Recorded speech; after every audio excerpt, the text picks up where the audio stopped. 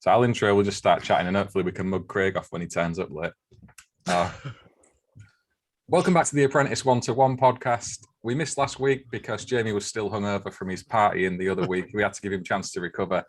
No, we just couldn't get the scheduling sorted, but we've got a special guest with us again tonight. We've got James Barrett, or JB Electrical Ox, as most of you might know him from Instagram. How are you, James? I'm all right, thank you. How are you? Yeah, I'm good. Cheers for coming on to speak with us. I really That's appreciate all right, no it. And I've got the regular co-host sat with us, sobered up this week. He's not got a beer in his hand. He's now in the sunshine. How are you, Jamie?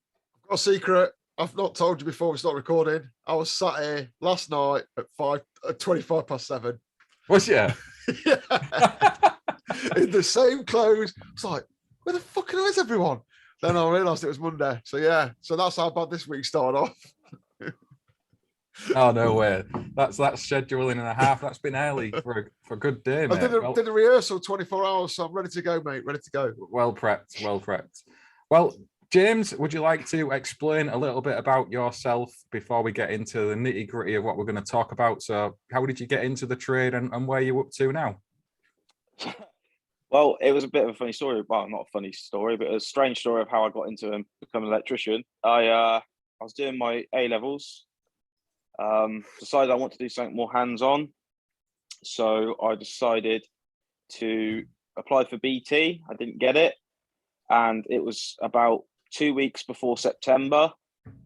So I walked down to the end of the road. There was an electrical contractor. I said, "Can I have a job?" He said, "Yes." That's old school. He said, "You start on the 1st of September." I said, "Okay." He said, "Can you get yourself from A to B?" I went, "Yep." He went, "Good." And that was it. Funny it was that easy, mate. That is brilliant. That's old school, that is. Just getting a start on the site. Jesus, I don't know. They'll tell like that for a long time. I just walked down and he said, "Yeah, you can start." And then on the 1st of September, I started college. And I thought, what does electrician entail? Had no idea. Fixing tellies, I think we spoke about before. Yeah, so I winged it for 4 years and qualified, and yeah, not looked back really. Nice. So you're self-employed now? You got your own business? You still, I know you're lecturing, we'll get to that later on, but I think you're still out on the tools as well, aren't you? Yeah, I am. So I'm self-employed in that sense, yes. Nice. So, nice. How long you been going doing that? Well, I've been doing it for about 4 years, but kind of going under the JB Electrical name, branding and stuff like that. You know, when you start doing odd bits for people, and then you start getting more and more, and then friends of friends, and then next thing you've got way too much on. You're like, I'm gonna have to do something about this. Yeah, so it all started with that. Then used a couple of other people on jobs where, you know, I can't physically do it myself. You know, I think I had like 4 rewires on the bounce. Yeah. While still being employed full time. Yeah, it's just too much. So started using essentially subbies. I thought, oh, this is easy. Yeah, so did that. And then obviously I moved into obviously the tutoring, lecturing as well, purely because I had a conversation with a friend about the quality of the apprentices coming through that firm I was working at. I was moaning about it, and he said, "Well, fix it then." And I went, "You're right, I will." That's 2 of us then that have done that. Yeah, you're the other one. yeah. So it is what you said before about going into self-employed before we get into the teaching side and what you're doing there. It is so common, that step, mate. I think we all go through that. You take on private jobs, don't you? You build up these customers and then you've got to kind of look after them, and you're still trying to do a day job, and you've gone through that. I think so many tradespeople will resonate with that because there's a lot of us go through that journey. That's how I first started with my business in 2006. I think it'll repeat forever and a day as well. I think the difference of being a self-employed, for me anyway, was I wasn't being told how to do something or, you know, what materials to use. I was in control of that. So when I'd go to, oh no, I'd like some outside lights. Right, what outside lights would you like? They would choose those, but ultimately I would choose how I'm going to install it. I would choose what cable I get from where, when I'm going to do it, not being given, right, here you are, here's a load of gear, and then you've got something, you know, I mean, a few brands are really, really bad, but you've got to go and try and fit that, and it just makes life a lot harder. You know, I think recently I've used like Quinetics and things like that, which, you know, I love them. But when you're trying to use, when you've got a job and you can't quote for that. Hey, nice of you to join us. Better late than never. How was the pub? Pub was banging. My whole 2 pints and that's me done. Well, you've missed James telling us all about his entry into the industry and how he got into teaching. You've timed it well, because I've now got 3 lecturers. Well, 2 of you aren't actually doing well. I think Craig, actually, you are still doing it, aren't you? Jamie's not doing it anymore. I am in talks to have a dabble, I must admit. Keep me handed. So yeah, possibly 3. So James, you said you were getting into teaching because you wanted to actually make a difference. Jamie said how that was his route in as well. How have you found it since you made that choice? You know, how has it been going? Do you feel like you are making a difference? You're getting some headway going? Oh yeah, definitely. I believe so. Maybe how can I put it? It's more to fact is that when I'm explaining things, when you're going through it, when they're learning, I know that I care, and when you can see them in the classroom and they care, you kind of get that rewarding feeling, if you like. Whereas when you're on an electrical contracting and you've got apprentices, you only see them on site. You don't see what they're learning as such. All you're doing is telling them, and when they can't do something, you're having to try and show them. And I guess when you're on site, you're like, why are you not doing this in the classroom? And then in the classroom, they're going, why are you not doing it on site? So, yeah, you can see the balance of both, really, which is nice. And you can see what they are trying when they're there. Well, majority are trying when they're there. So based on you 3 then, being electricians, is it fair to say, it's a question for all of you, that training's kind of looking for electricians to get involved in lecturing? Is that what it needs, do you think? Or is it more that's all it needs? You need to be a specialist teacher. No, what kind of my thinking is, do you need to be more a specialist teacher teaching the subject, if you get what I mean? Or is it better to have electricians? How do you see that? What I would say is kids see through bullshit like no one else. If you haven't done it, they won't listen to you. That's what I'd say. Which I agree with. However, you know, I like a lot of spanner in there. I've met some, you know, in my job of having to employ lecturers previously in my last role, I've met some highly intelligent individuals. But if they can't put that across in a way that the students understand in the classroom, or they can't engage with them, or they can't relate with them, mate, it doesn't matter what you know. So you can be the best electrician in the world, or you can quote every single reg in the book. But if you haven't learned how to develop that skill to be able to get that across in that training environment, you might as well go and talk to a brick wall, because you will have 16 brick walls sitting in front of you because you can't relate to them. That's not me trying to claim I'm cool or anything, because I'm really not. But you've got to get that balance of, I agree, you have to be able to do what you say you can do. However, you have to be able to work with the people in front of you as well.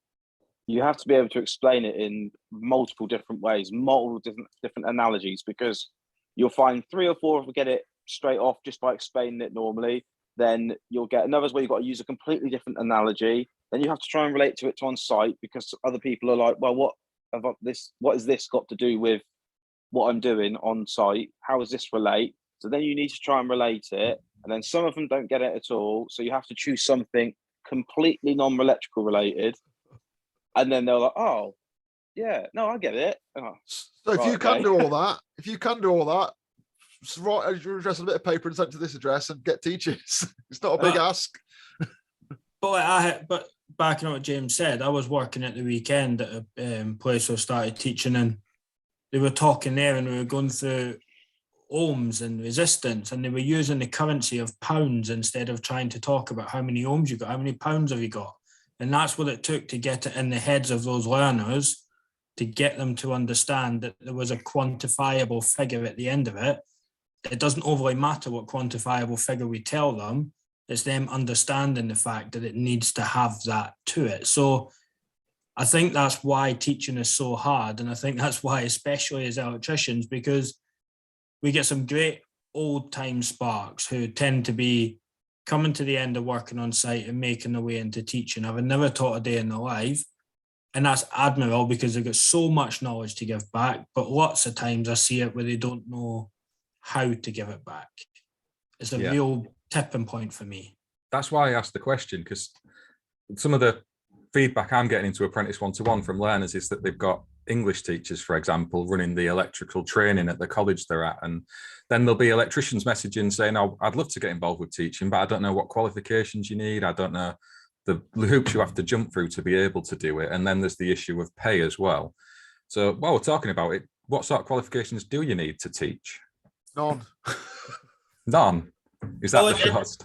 It depends where you are. So I've predominantly worked in FE in colleges. So if I go from that angle, because it might be different. I know when you're in private training providers, they normally ask you for your petals or your award in education and training it is now, which is like the entry point of a teaching qualification. Whereas colleges want your full diploma teaching qualification to be registered as a teacher. However, they will employ you on day one without any of them, and then they put you through the teacher training over the course of a couple of years whilst you're doing the job, usually at the cost of the college itself, to then gain the qualification. So you have that status once you've sort of served your time, if you like. So for me, I describe teaching as an apprenticeship. You have to go back and learn your apprenticeship as a teacher. No one's knocking what you can do on site, but you have to go and learn how to teach it.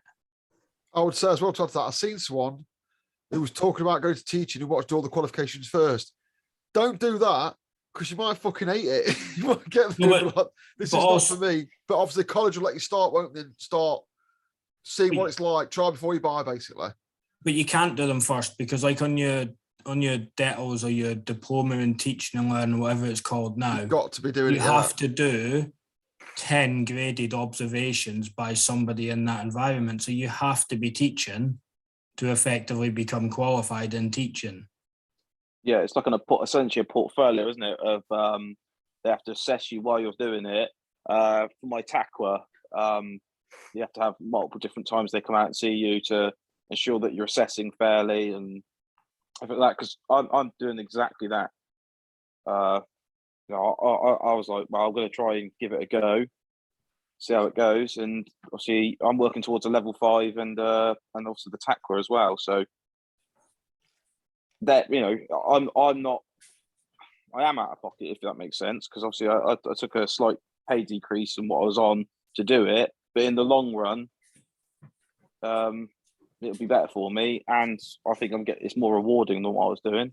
Are you squeezing in, James? Are you doing it at night, or are you squeezing What's that? in? Are you squeezing in teaching? How's it fit into your week? No, I teach 35 hours a week, and I squeeze all the electrical work around it. Jesus Christ. You're a busy guy then. You just love punishment. Yeah. I thought it was the other way around. I thought you was like dabbling with the teaching. No. Oh. So you're a private training provider, aren't you? Just, I think if we touch on that, so we can explain your entry to teaching. Is that your first teaching role, or have you done anything before that? I have, but not anything official, if that makes sense. So I've helped people out unpaid, going through bits, training them with books and slides, etc. that I've had before. But so it's your first step into official employment as a lecturer. Going through exams, etc., looking at all the qualifications, seeing exactly what you need, and assessing as well. So how have you found that then? So is this like, are you looking at apprentices in year 1, or are you teaching them year 2, or is it people at all different stages? I've just got, at the moment in my year, is all the year 1s. So what's that? Just less than 90. Okay. So is that like a different class every day? Then I assume you ain't got 90 turning up all at once. No, so it's block release. So Ah, essentially, it's about 18 to 20 each class for a week, and then it's just 1, 2, 3, and then we had 1, 2, 3, and then we have like I said, the late starters. They're not late starters. It's just picking up all the apprentices that have started their apprenticeship late to allow them to start in that year. okay. They haven't got to wait. Yeah. And I've got 2 groups of that.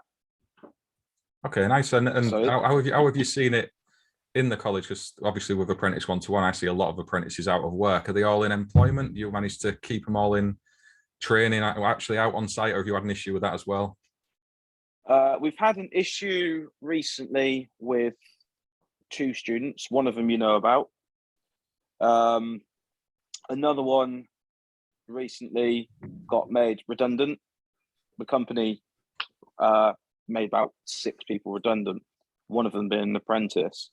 For me, my role, you can only put them to the the bits that they could put in place, for the training provider. But I've given them a list of large employers who I know around Oxford who may be able to help him, and he's just been successful in getting a new Awesome. a new employer. That's good. Which is really good. But the thing is as well, he's a very, very, very good apprentice. He's much older. He's near my age. 16. 17. Right. Is that their job then to get? I'm sure when I was an apprentice on a scheme, if you lost your job, they'd find you a new one. Is that not the case anymore? Is it self-service? They do help you find a job. So they will go to employers. They will put you on a system, a list, but ultimately, It doesn't help to help yourself, basically. Yeah. The 2 that didn't have a job, they've both got them, so they're still on the course. But the one who recently, I gave him a whole list. He went, approached them, one of the largest employers around Oxford, and he's now just got moving across to them. And to be honest with you, I'm glad he has chosen that one, because the variety of his apprenticeship that he's going to get from them is going to be very good for him. And especially they do a lot of the work that he likes, a lot of commercial work. And with his, so I took over from the first years after like week 4, because obviously I started my job in November. But this kind of delayed lot, I've had them from day one. And like I say, he'd never been on site before as such, but in his health and safety assessments, he'd hit well over 90% on it. So when he's been put out of a job, and the only assessment, the net KO one that he's had to do, and he's hit over 90% on it, he's passed all the assessments, you feel like, what is going on here? Because there are people there who are just wasting their time. Mm.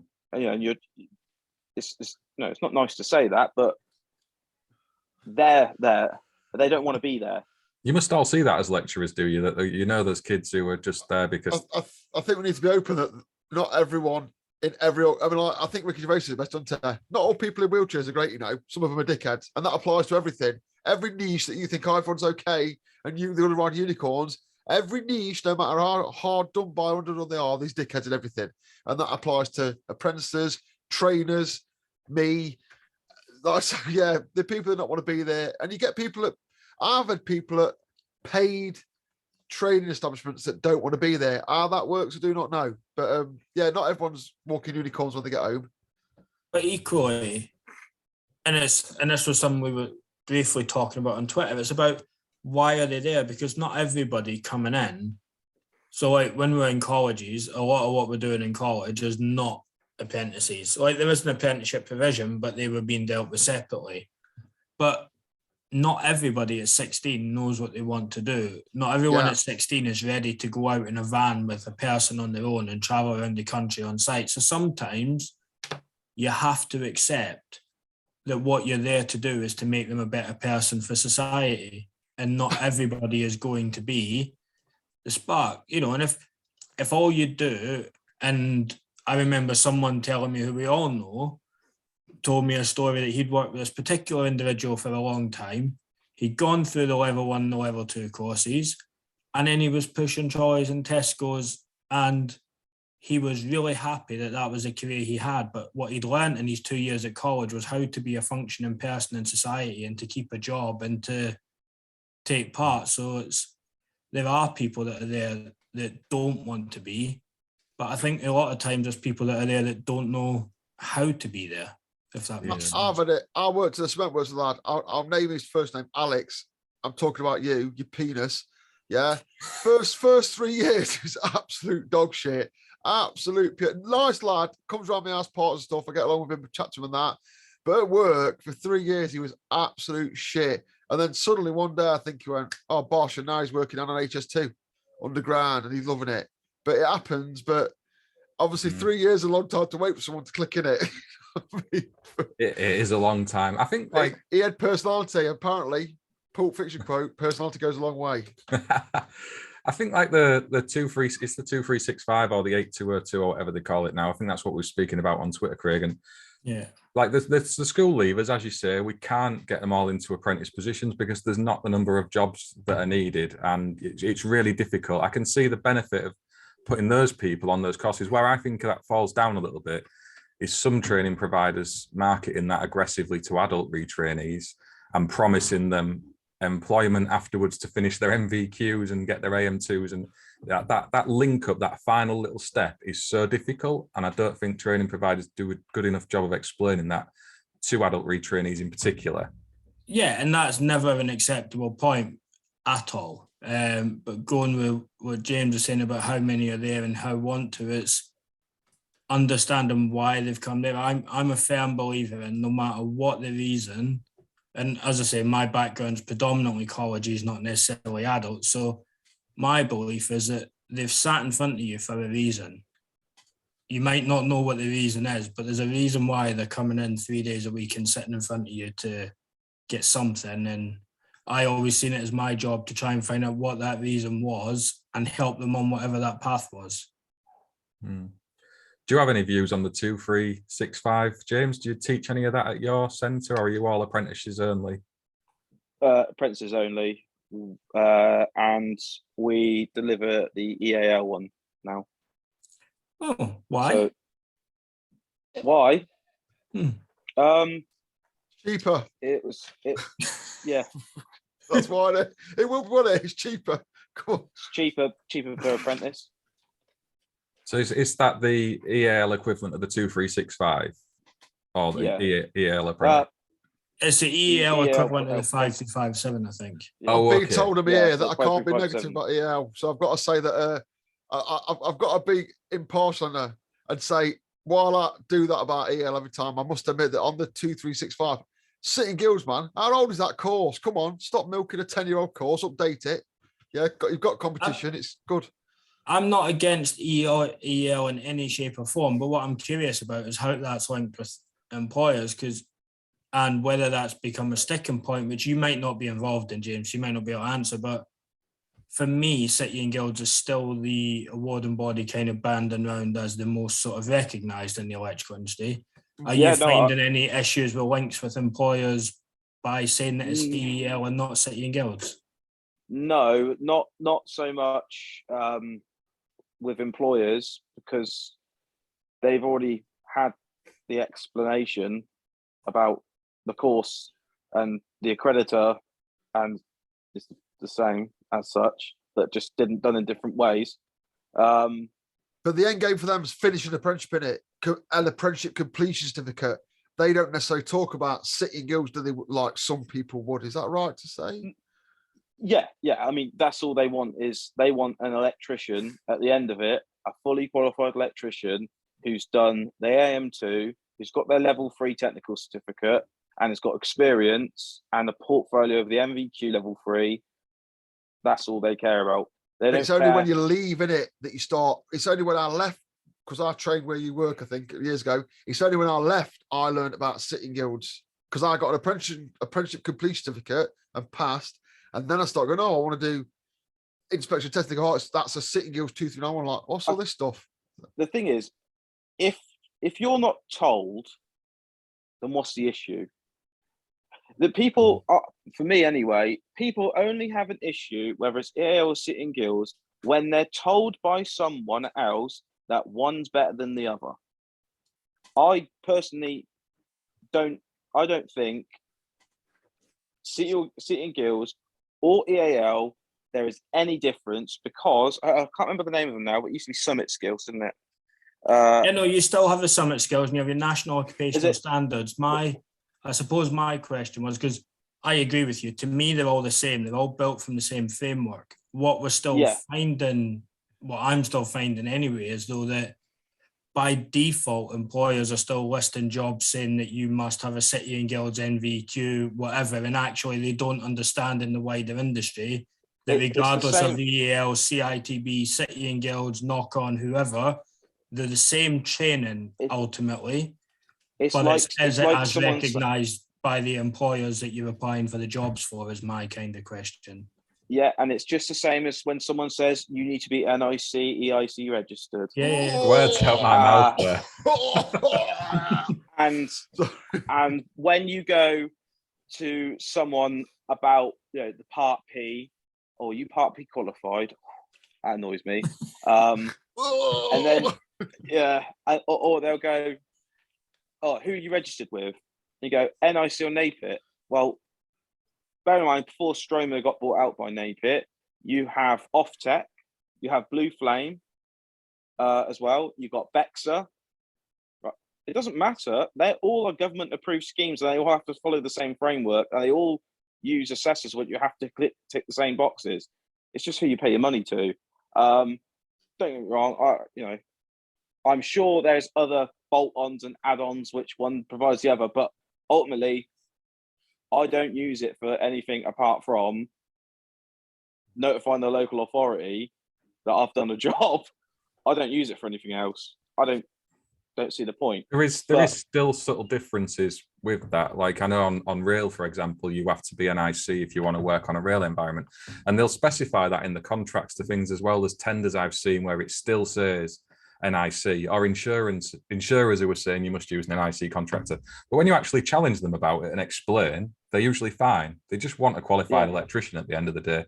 And I guess it's an easy way in it at time. It's like Chaz. Yeah, the same sort of thing with EAL and City and Guilds. You might get an employer who would ask somebody later on, but once the situation's explained, and the apprentice can still get the gold card, the college still gets the good old gold card. Well, the equivalence of a gold card, being able to attain one. It doesn't have to have the card, but you know what I mean.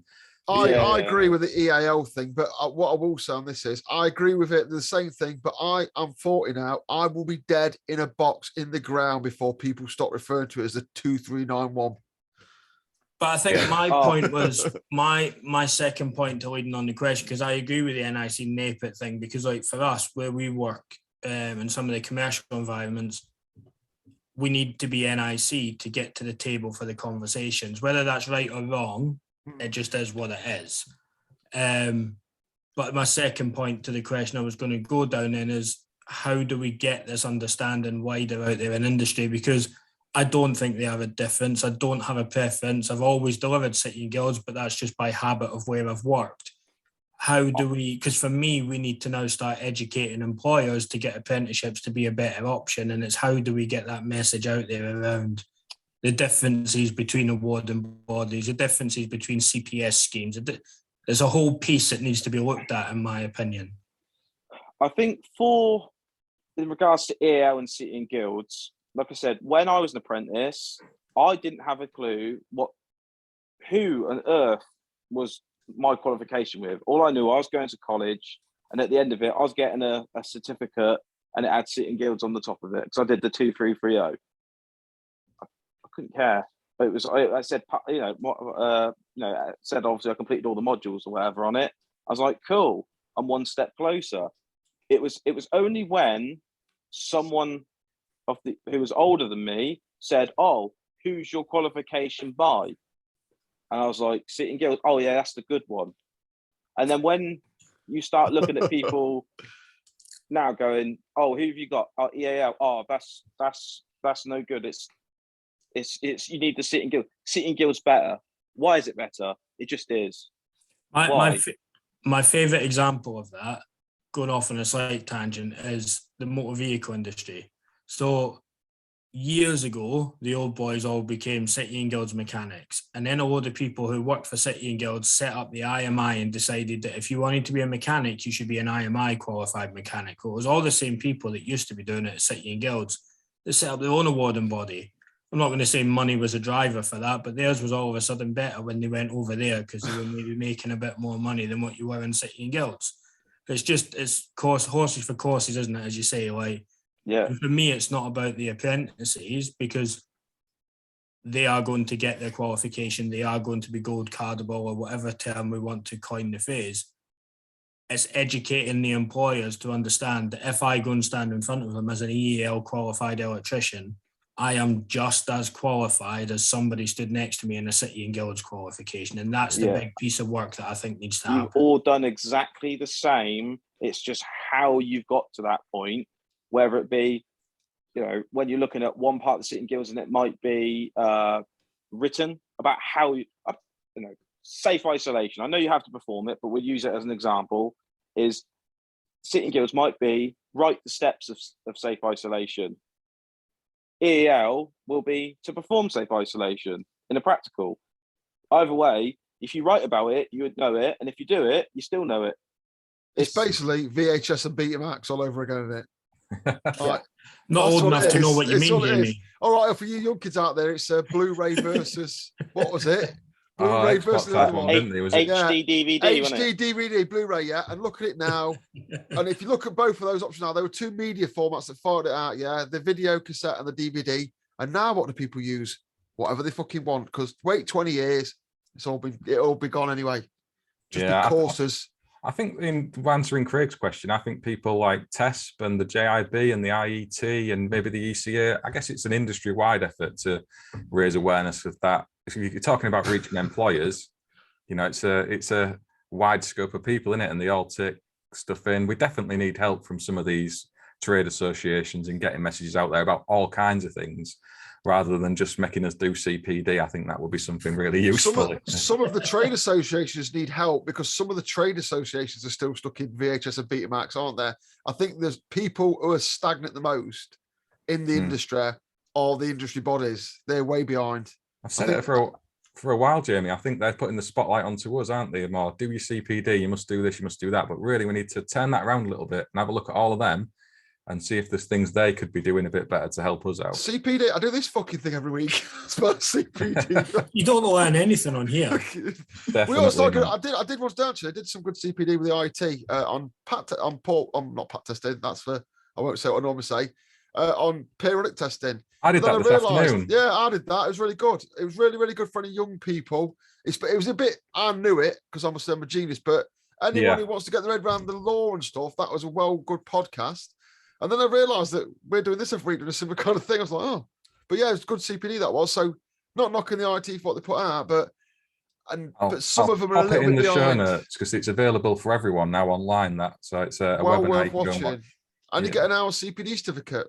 Brilliant. That's good stuff though. They're pushing that, aren't they? But they are. But that's down to you to do, then, isn't it? Like you just said. Exactly. I think there is more things they could be doing. Looking at the training industry, James, because that's what you're here to speak about a bit. How do you see it in it the way it is now? What problems do you think there are there? What things would you like to improve if you had a magic wand? Had a magic wand. Or is it all right? Do you think it's actually pretty decent and there's no real issues there to talk about? Of course I don't. I think budgets and all that comes down to it. I think how people spend money, etc. Does the money that they get go far enough? Don't know on that one. Do I think some of the things that the learners aren't, put it this way, how do I put it? We're getting all new stuff, right? because I fought for it to get new gear, because when you're trying to teach apprentices, how can you teach them how to do something if the stuff you're installing is not good? You're pretend that's not broken, right? But you know they're going to break it. You know, you're going to have to reuse it. You know, not everyone's going to get it right. People are going to round screws off and stuff like that. And I find the money that's put aside for that, not just the company I work at, because I know, like I said, we're getting new stuff. But anywhere you look at some places and they're just using really battered things, and I can't really explain it, because you got to obviously be mindful and all of that stuff. I get that. I know some colleges and some companies where electrical departments have budgets of £3,000 for the year. Wow. We all know we can spend more than that. And yeah, honestly, there are some colleges out there where that is their consumables budget for a year as a department. I know people that have personally worked in some of those departments and some of those colleges that have shared that information. Other places have hundreds of thousands of pounds a year. So for me, and about me, but for me, it's too inconsistent in training.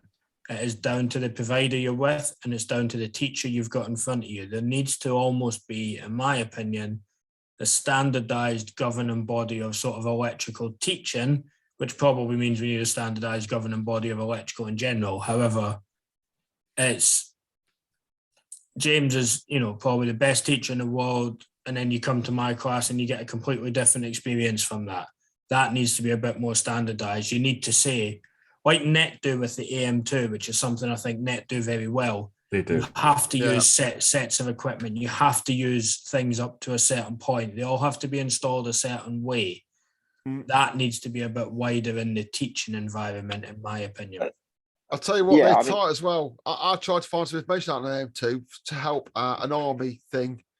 Jesus, no one will give you any. I'm quite well connected. No one will give you anything out. It's rigid. It's a really solid system, that. Well, they've just changed the AM2, haven't they? AM2S to because of the conduit. Someone filmed the conduit, didn't they? A straight through piece. Did they really? And then so someone filmed a picture of the conduit. It used to be a 90 bend and a double set in one piece. And then because I can't remember why it was, someone filmed it either in an AM2 center or something like that. Next thing you know, they've now changed it. What, just because it got out?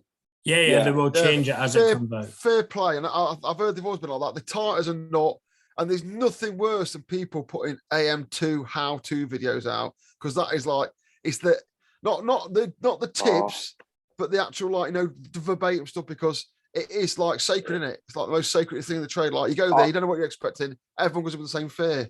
I hear a bubble set that I can't confirm is in there is quite hard to do when you're under pressure. I can't do a bubble set on a normal day. I get frustrated with the pre-M2. So when I was going to go to my M2, which was a very long time ago, my employer at the time, I went to him and said, am I going to go on this pre-AM2 course that they were offering? They just started offering it. And he was like, well, you can, but it'll be in your own time and your own money. I went, oh, right. That was it, me. Yeah. And he went, because if you need it, he's like, you ain't ready to do the AM2. I was like, oh, all right. So I just rocked up there. And I know loads of people that have been on it, but why do you need a course to pass an exam? If you know what you're doing. And what people need to know is that they're not linked by Net or the AM2, are they? So it's not by the people actually conducting the assessments that are getting to run those courses. It is just a money spinner to try and play on your confidence a little bit.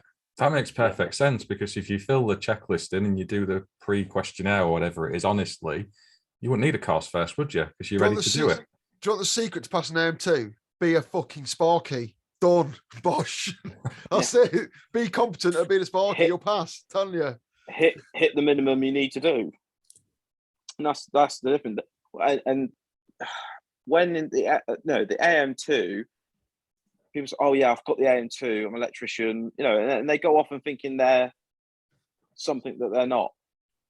You know, The and M2 is the driving lesson, isn't it? You don't know where they're going to take you. They're not pre-planned routes. You just get in the car and off you go. And that's how it should be. No one gets any advantage. no one should know it. Once they've done it, what they need to remember is that is the minimum requirement. And I do struggle with workshop lessons because you can't put a standard on a standard. You're trying to, you can show them a way, you can explain how you would do it or what you would prefer. But if they're doing something that you don't like, you can't say to them, that's wrong. Yeah. You can just obviously offer advice. Because the marking criteria that comes with the assessments doesn't have a set tolerance, a set scope, a set output in most of the scenarios, like you're saying. So it is, and that's what I mean about the differences. The way you install it and dress your cables might be completely different to how I do. And one person's getting a good experience, one person might not be, but there's nothing standardized saying how we're meant to do it. It's like wiring in singles. So PVC conduit exercise. So I did the double set, the bubble set, wired that. And then they said, oh, how to wire it. Now I said, you can wire it in the traditional wiring method of singles, which is common to common and wire through. But what you've got is people putting 3 cables at a pendant, dropping down to the switch and only dropping 1 down. Whereas for me, I would take 2 to every point. So you haven't got 3 cables trying to squeeze into a pendant that really, when you're using 1.5, you're going to struggle to get, you do struggle to get through in it because the terminals are so small. But you can't tell them that it's wrong because it's not wrong. But you can offer advice saying, well, to help you for future, do it this way.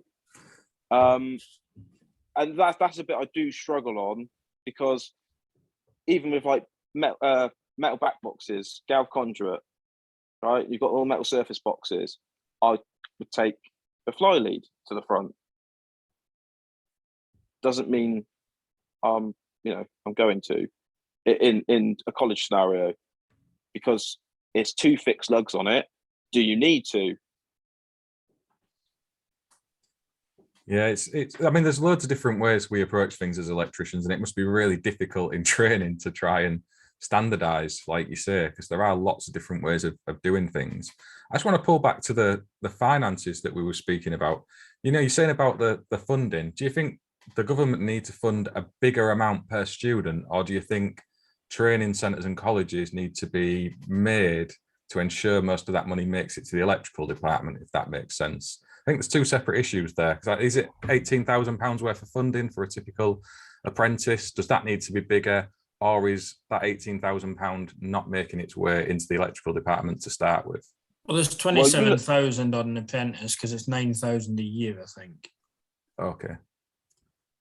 So that's a fair. I would say from where I'm sat now, that sounds like a reasonable amount of money. But I don't know how much training costs. Is that ring fenced? Is it to that apprentice, sort of, if that makes sense? That's what the training provider or college will pull down per learner in funding. So £9,000 per year per learner for the funding. But is that ring fence? So, like, I don't know, say, someone doing English they get less, or do apprentices always get more? Is that ring fence to them if they do other things in the college? Can it be spent on other stuff? So people can only be funded for one thing at a time. Mm-hmm. I think it's what Jamie means is, can the English department nick it from the electrical department? Can it start once it enters the college or the provider or whatever, it's business money.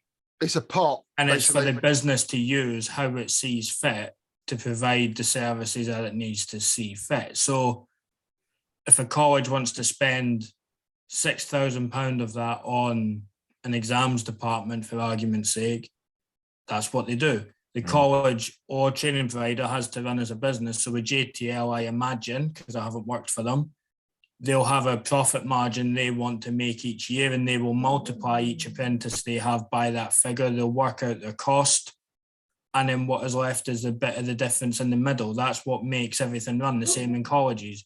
Colleges only earn the money per head of the learner that they're getting for funding. Now, if you're in a college on a full-time course like the 2365, you don't get £9,000 a year, their value is less than what the apprenticeship value is for the funding.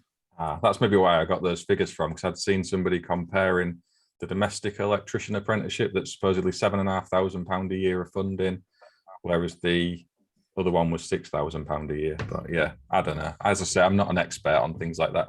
I just wondered if it was more a government level thing where we need more money as a whole. I guess we maybe need to ensure it's more tightly controlled and get a bit more money out of the government as well, perhaps. But ultimately, that comes from all of us. But I don't know from James's point of view how he feels, but for me, we certainly don't get, I certainly haven't had anywhere I've worked, the number of students, a multiplication of, say, £6,000 for each of those students. That's not the budget I receive. No, I would expect that would be not the case for you as well, was it, James? No, I mean, this is the thing. Like I said, I've got nearly 90 students in my year alone. I've got other people who I work. Yeah. Sorry, my son's just. No, you're okay. It's fine. Trying to talk. He just keeps coming in, obviously, to try and get the attention. They like I to think be involved in the action. We won't keep you much longer anyway. We're drawing towards the end. No, that's all right. Yeah, I think with the amount of students I've got, and then the amount of students that and another tutor's got,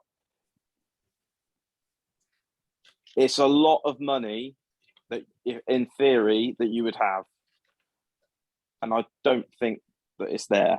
If we say it You're not that seeing way, it on the front line where you'd like to see it, I guess. The thing is, if we just spoke to students, if we only spoke to them and did stuff on a board and PowerPoints, that it is a lot of money in it. But when you need to buy fuse boxes and cable and all that, it gets rid of it pretty quickly, doesn't it? MICC. What? The MICC. That, remember that ancient stuff? Proper man's cable, like when I was at college. Yeah. Well, you're doing MICC assessments and practicing, etc. That stuff's not cheap. Why are you still doing that out of interest? Why is that still a thing? I think it should be.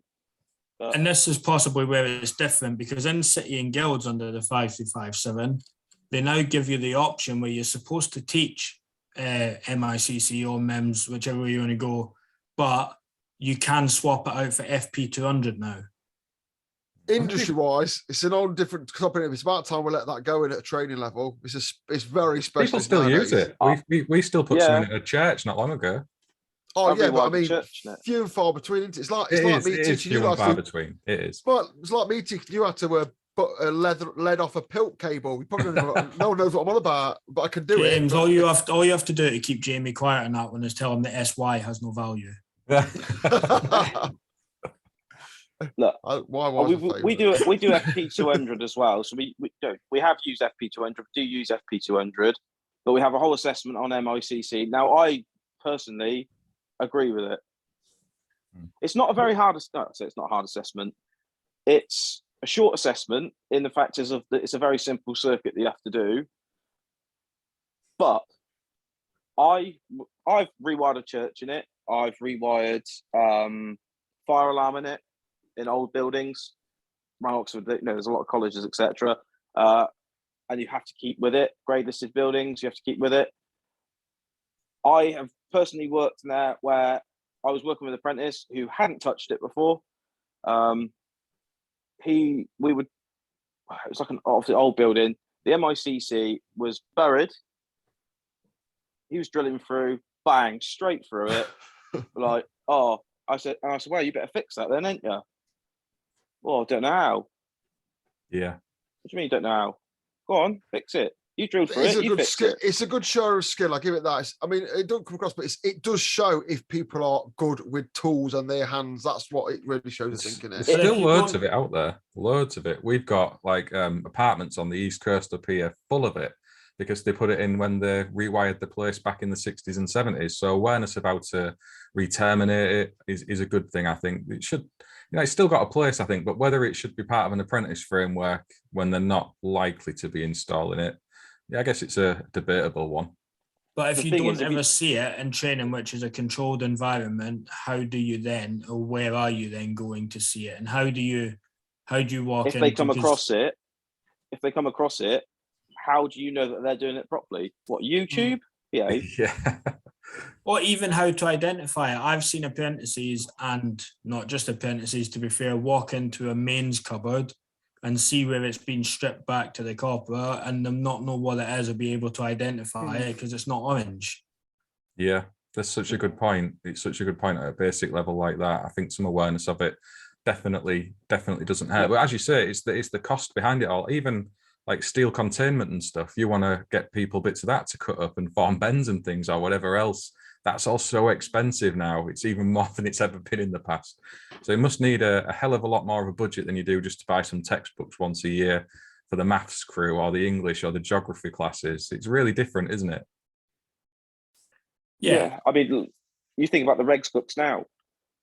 Another, what is it? Money-making scheme. Sorry. No, oh dear. I'm not being funny. Part 8 could have been brought out on a piece of paper and a little booklet. Well, do you remember when it was? I don't know how old you are, JB. Do you remember when it was a paper? And remember, it used to be a printout or a sheet. Yeah. It didn't used to be. You didn't have to buy a book. It used to be sheets, and then every two editions you bought a new book. But and this is the thing. You're now having to, the colleges, etc., are now having to go and spy new on-site guides, which has still got an error in it, by the way. One. Well, I found an error myself the other day. You're buying big new books. You spend about £100 per book.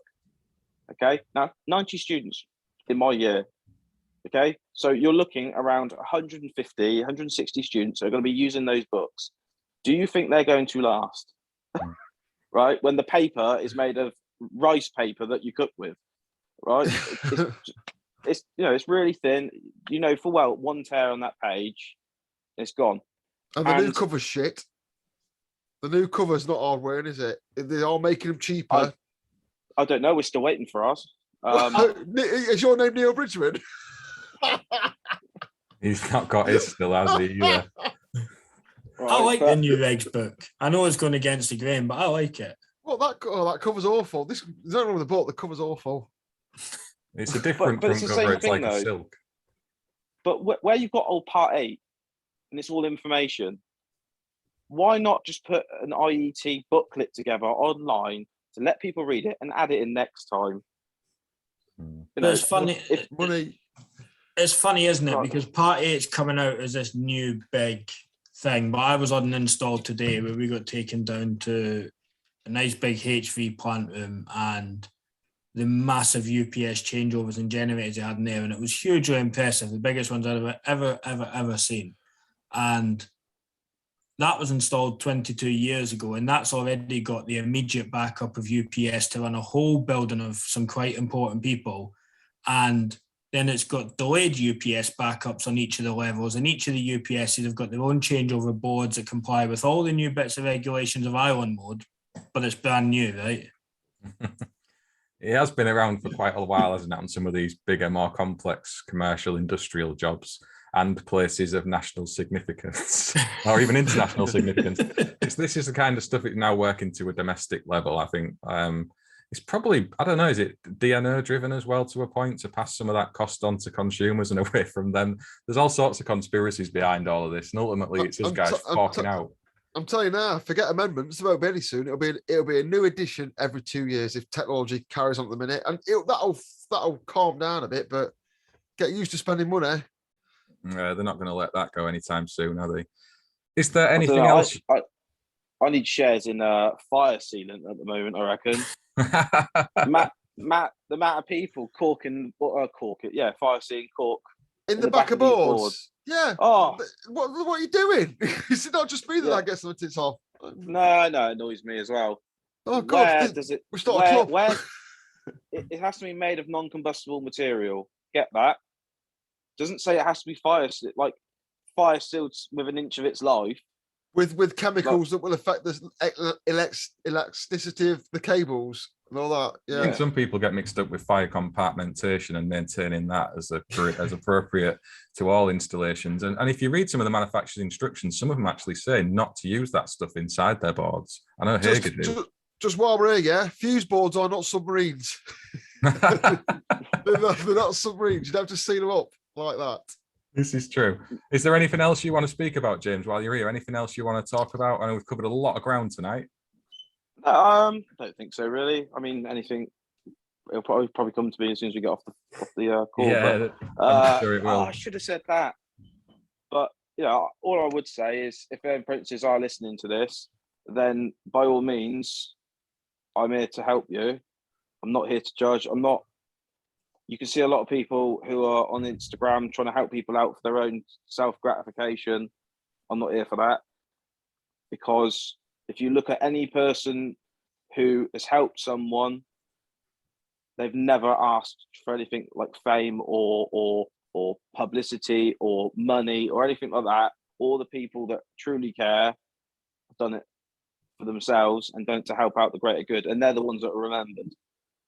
So good on you. I would echo that. And I'll pop a link to your Instagram in the description of the video and on the podcast as well. So anyone who wants to go and find James, he's JB Electrical Ox. However, is there a hyphen in there anyway? I'll pop it in the show. Underscore Ox, yeah. Okay. Anything else you two would want to mention, Craig? Start with you. I was just gonna say, have we said well done to James? Because you hit your 3,000 followers yesterday or something, wasn't it? Yeah. I saw that post as well. Good on you, mate. To be honest with you, I wasn't even expecting anyone to follow me after 100 because I was like, I'm just a boring sod. And you are just doing pure electrical. See, I'm a bit confusing. I got a bit confused because that's just your electrical work, isn't it? Not your college work, which obviously you're probably not allowed to do. Yeah, no, that's just my own electrical work. So fair play. And then all I do is not so much on the cylinders, but with the electrical solicitors apprentices are going, I will pick up bits that I think maybe a lot of apprentices didn't understand it as we're going through, and I've tried to explain it the best way I can, including bits that I see as electricians. So, example, volt drop. Let's quickly have a quick run through. Volt drop, 5%. You see, you're going through cable couch, you're doing it all the time, you're instilling them about volt drop. And then you still see people connecting ring final circuits where they're like 1.32 ohms end to end. And you like, yes, okay, your R1, R2, figure of 8, ZS, it's all great. But it's still more than 5% volt drop. What are you doing? You completely forget about it because as soon as you get out of that classroom, as soon as they've got their technical certificate, they think ring final circuit, 2.5, and they think they can wire it as long as they like. I love watching other people get upset about stuff like I do. But it's funny because I wonder how many people actually verify the volt drop on site like it says you should. But that's probably a whole different conversation for a whole different day. Yeah, ZS, tick. That's I screenshot that post you made. I screenshot the post you put about volt drop. I can't remember what it was. There's a trick to it they put up. I screenshotted it. Resistivity of 2.5 is James Bond, basically 0.00741. Yeah. So that's just to do your end to end. Obviously, you can get G1 and G2 tables to find out all the others, but it's just when someone's doing a ring final circuit, when they're starting to do a kitchen refurb and they're trying to add sockets in, have a look first. Can you actually add it in? How much cable are you going to be putting in? If not, why the new circuit? Because I can't stand it when I go back to it, when I'm doing the work and I'm like, oh, great.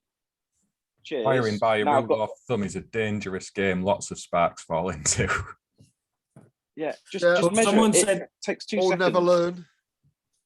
Someone said to me the other day, and it made me giggle, isn't it convenient that you can just ring it by using exactly one drum of cable and apparently not have to do any calculations and it'll be okay? Slightly convenient in that measurement, do we not think? Through loads of thermal insulation. Yeah. I mean, I did a quick calculation of how to work out your ZS for a breaker or an MCB. I got a lot of comments saying, just look in the book. Yeah, but when first of all, I'm trying to get you to understand why it is the ZS on that. But when you're in the van and you're trying to go, oh, what was that one? Am I really going to go and find my book to go and get it out? Or I've got my phone out. I've got a calculator on it. If I do 218 divided by, I don't know, say a C10, 10 times 10, 100, divide 218.5 divided by 100, that's going to give me my ZS of that breaker. That's it. It's going to take you 2 seconds to type it in a calculator. or I've got to go and find the page, and then I'll end up finding the 80% value. Now, I don't like writing the 80% values down. That's what you should test to, not what you should write down. Ooh. I'm sorry. Ooh. That's the way I am with it. You should you should know the difference between 100% value and the 80% value. If you don't know, you shouldn't be doing it.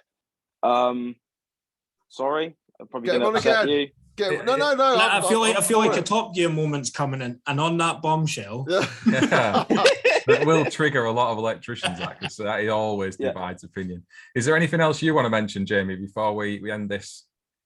No, it's good to see someone so passionate, isn't it? You know what I mean? He knows his stuff. I've loved it. It's a great seen that in the past 2 minutes, like spitting out all these things.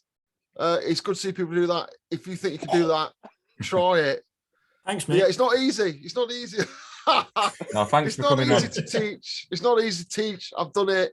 I've tried it. I want to do it some more, but it's not easy. And what you said earlier about, I think there was 3 things we said, weren't there? You've got to want to do it.